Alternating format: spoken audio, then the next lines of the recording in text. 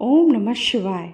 भक्तों, आपका स्वागत है हमारे चैनल भक्ति कथा संग्रह में। आज हम आपके सामने प्रस्तुत करने जा रहे हैं हरियाली तीज की व्रत कथा। इस साल 7 अगस्त 2024 को हरियाली तीज का व्रत रखा जा रहा है। इस दिन सुहागिन महिलाएं पति की लंबी उम्र के लिए निर्जला व्रत रखती हैं। हरियाली तीज के दिन माता पार्वती और भगवान शिव जी की पूजा करने का विधान है। इस दिन सुहागिनें निर्जला व्रत रखती हैं और माँ गौरी की पूजा करती हैं। सुहागिन महिलाओं के अलावा कुंवारी लड़कियां भी सुयोग्य वर की कामना के साथ हरियाली तीज का व्रत रखती हैं। इस दिन महिलाएं 16 श्रृंगार करती हैं।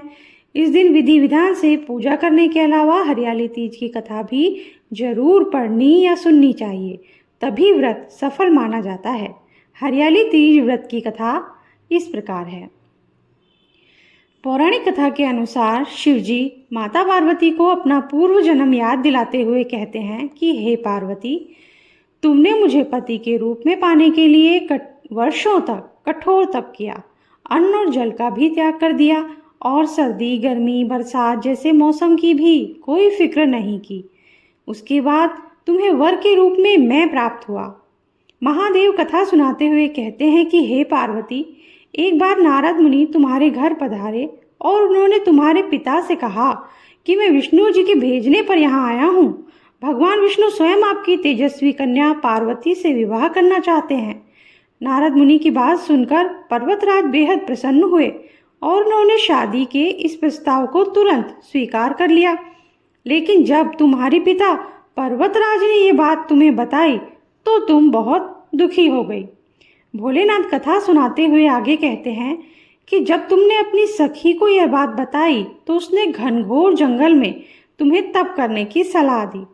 सखी की बात मानकर तुम मुझे पति के रूप में प्राप्त करने के लिए जंगल में एक गुफा के अंदर रेत की शिवलिंग बनाकर तप करने लगी। शिवजी माता पार्वती से आगे कहते हैं कि तुम्हारे पिता पर्वतराज ने तुम्हारी खोज में धरती और पाताल एक कर दिया, लेकिन तुम्हें ढूंढ नहीं पाए। तुम गुफा में सच्चे मन से तप करने में लगी रही। सावन मास की शुक्ल पक्ष की तृतीया तिथि पर प्रसन्न होकर मैंने तुम्हें दर्शन दिए और तुम्हारी मनोकामनाओं को पूरा करने का वचन देते हुए तुम्हें पत्नी के रूप में स्वीकार कर लिया। इसके बाद तुम्हारे पिता भी ढूंढते हुए गुफा तक पहुंच गए। तुमने अपने पिता से कहा कि मैं आपके साथ तभी चलूंगी जब आप मेरा विवाह शिव के साथ करवाएंगे। तुम्हारी हट के आगे पिता की एक न चली और उन्होंने ये विवाह करवाने के लिए हामी भर दी। शिव जी आगे कहते हैं कि श्रावण तीज के दिन तुम्हारी इच्छा पूरी हुई और तुम्हारे कठोर तप की वजह से ही हमारा विवाह संभव हो सका। शिव जी ने कहा कि जो भी महिला श्रावणी तीज पर व्रत रखेगी, विधि विधान से पूजा करेगी, तुम्हारी इस कथा का पाठ सुनेगी या पढ़ेगी, उसके वैवाहिक जीवन के सारे संकट दूर होंगे और उसकी मनोकामना मैं जरूर पूरी करूँगा। तो इसी के साथ ही आज की छोटी सी कथा हम समाप्त करते हैं।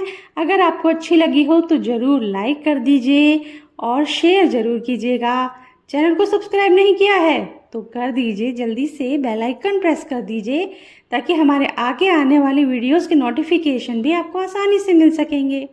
Thank you. जय शिव शंभू।